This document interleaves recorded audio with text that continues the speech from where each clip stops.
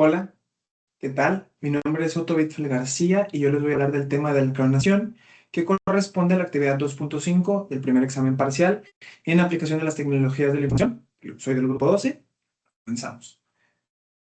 Lo primero sería hablar un poco del objetivo de esta presentación, que es comentar acerca de la validez que hay detrás de los procesos de clonación en los seres vivos.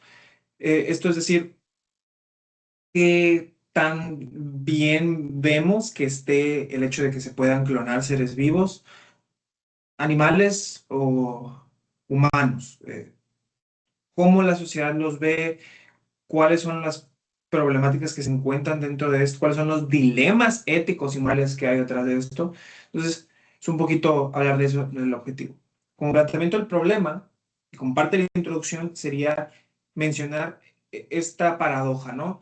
Que nos dice, que nos habla de lo que conforma al ser humano. Nos invita un poco a hacernos esta pregunta. Vemos. Supongamos que mientras duermes se lleva a cabo una réplica exacta de ti. A ti te destruyen y no lo notas. Ese duplicado te reemplaza y al despertar, la copia no sabe que algo ha cambiado. Desde una perspectiva externa, el tú original ha desaparecido y lo que queda es una copia perfecta. Un tú que no es el mismo tú que cerró los ojos la noche anterior. Esto plantea la pregunta filosófica sobre la identidad. ¿La copia sigue siendo tú o has muerto? Es interesante debatirlo, ¿no? Porque nos hace preguntarnos qué somos nosotros, o sea, qué nos conforma a nosotros, en nuestro cuerpo, nuestro espíritu, el hecho de que sepamos que nunca hemos sido destruidos y clonados, o sea, ¿qué nos hace ser humanos? ¿Qué nos hace ser nosotros en específico? Esto, por ejemplo, lo han visitado desde la antigüedad personas como Plutarco, que proponía la paradoja del barco de Teseo. Esta nos dice que si a un barco se le reemplazan todas sus partes, es decir, se desarma, se vuelve a armar, queda exactamente igual, pero las partes ya no son las mismas. Este barco sigue siendo el mismo. Entonces, esto ya nos encamina como a preguntarnos sobre la clonación humana y sobre la identidad personal. Es decir, cómo nos identificamos y qué es lo que nos identifica, qué es lo que nos hace nosotros, nuestro cuerpo, nuestro espíritu, los dos, ¿no? Sobre esta paradoja podemos entender cuál de los dos sería el verdadero, cuál barco sería el verdadero. Claro que a esta pregunta la vamos a responder dependiendo de la posición que tengamos. Y para esto tenemos que existen tres posibles respuestas, ¿no? O interpretaciones. La primera es que el barco sigue siendo el mismo. ¿Por qué? Porque nos plantea que la identidad se basa en la continuidad y función, no en los componentes físicos, es decir, en el cuerpo, no en la materia. La materia no tiene nada que ver, sino es más bien el espíritu que sigue siendo el mismo. Si lo vemos en lo de que si nos destruyen, nosotros no sabemos que nos destruyeron, seguimos siendo lo mismo porque nuestra mente nada ha cambiado. Nuestro cuerpo cambió, pero nuestra mente nada ha cambiado. Ahora el debate. La dualidad de la identidad, en la que nos dice que dos identidades coexisten.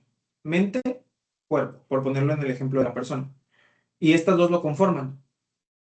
Entonces, nos dice, bueno, pues sí hay una continuidad, o sea, puede llegar a ser es parecido, no se atreve a dar una postura exacta, porque nos dice, hay una continuidad en el espíritu, pero no en la materia. Entonces, los dos son válidos, o sea, es como nada más entender lo que es, ¿no? Porque después tenemos que la tercera postura que dice, no, es un barco diferente. ¿Por qué? Porque la identidad depende de la continuidad material. Es decir, la identidad, lo que nos conforma, depende de lo que somos, de lo que podemos palpar, de lo que podemos ver, de lo que podemos tocar. Si ya no es lo mismo, por más parecido que sea, no es igual. Lo mismo pasa con el barco. Es un barco diferente. ¿Cuál de las tres? Bueno, pues eso es algo que tenemos que dejar a criterio de cada persona, ¿no? Ahora tenemos, ya hablando directamente de lo que es la clonación de seres vivos, ¿de qué se trata realmente este proceso, no? Bueno, pues es muy sencillo, es un proceso por medio del cual se copia genéticamente un organismo o parte de él y se vuelve a hacer de forma externa al organismo como original, ¿no? Eh, Esto puede ser, y pasa naturalmente, o sea, pasa naturalmente, sobre todo en las plantas o en las bacterias, pero nosotros lo podemos hacer artificialmente, es más, se hace artificialmente.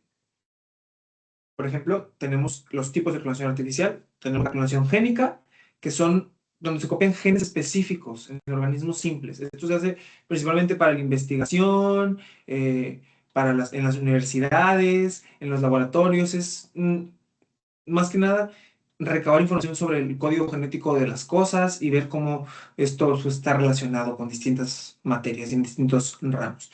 Tenemos la clonación terapéutica, en el que se utilizan las células madre de un organismo para generar tejidos u órganos idénticos. Esto es muy usado en el ámbito de la medicina y en la tecnología de la salud, porque permite alargar la esperanza de vida de algunos pacientes en los que algunos organismos o algunas partes de su cuerpo ya no funcionan y a raíz de las células de su propio cuerpo pueden volver a producir estos tejidos más que nada, ¿no? O sea, pueden sanar de cierta forma. Y después tenemos la clonación reproductiva, que eso sí ya es lo que nos imaginamos cuando hablamos de clonación, que es copiar el organismo así, totalmente, ¿no? O sea, volverlo a hacer, que sea igual, es como si fuera una fábrica, ¿no? Aquí tengo uno y le saco copias, ¿no? Básicamente. Este, por ejemplo, es el caso de la oveja Dolly, que como lo vamos a ver aquí, la oveja Dolly fue el primer mamífero clonado con éxito a partir de una célula adulta. Es decir, fue el primer mamífero que se pudo sacar de un ejemplar que ya existía, ya estaba formado, ya normal. Se extrajo una célula de esta oveja y se creó otra.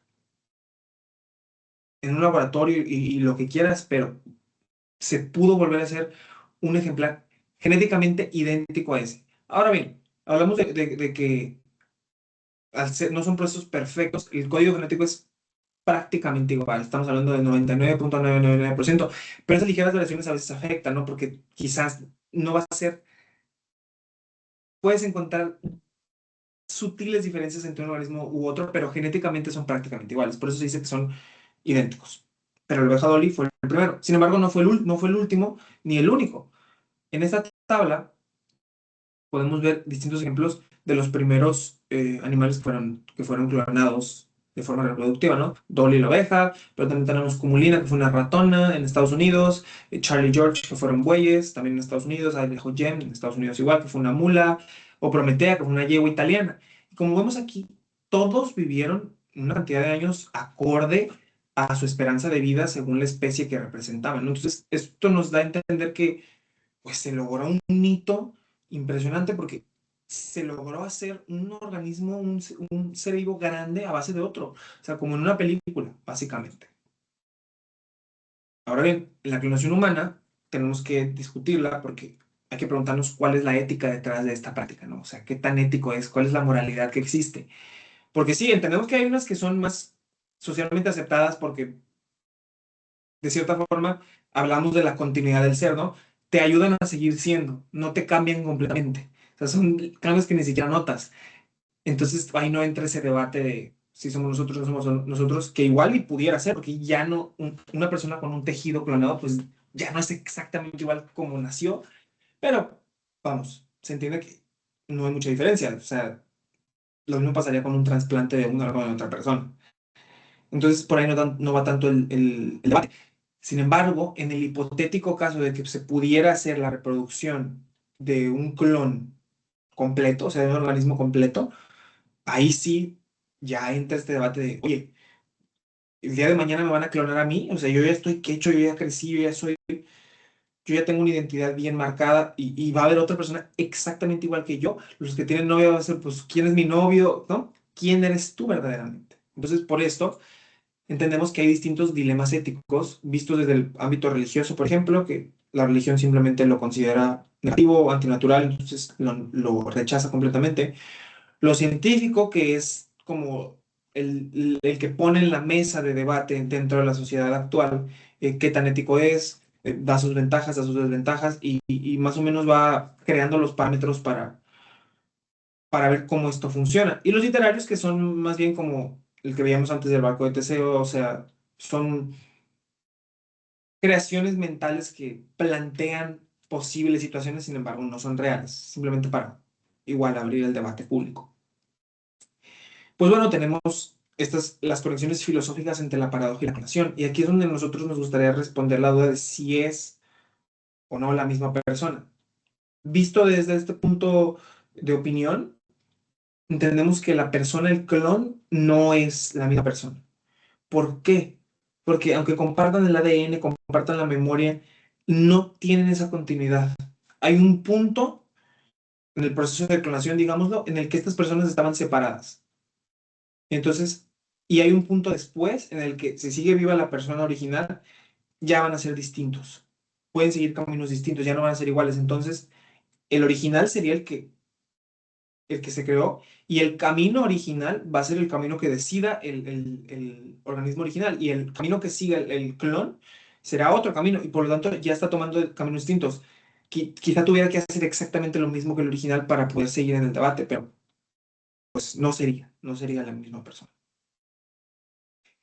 ¿Cómo lo explicamos esto? Con la continuidad de la conciencia y la memoria, porque nosotros identificamos que la identidad depende de la continuidad de la conciencia, y en un clon habrá un punto en el que a lo mejor no sabe que es un clon, como decíamos que, como el ejemplo al principio, si no sabe que es un clon, ya no hay continuidad, ya no es la misma persona, ya no es la misma identidad, ya hay una identidad diferenciada, una diferencia muy grande, hay que decirlo, ¿no?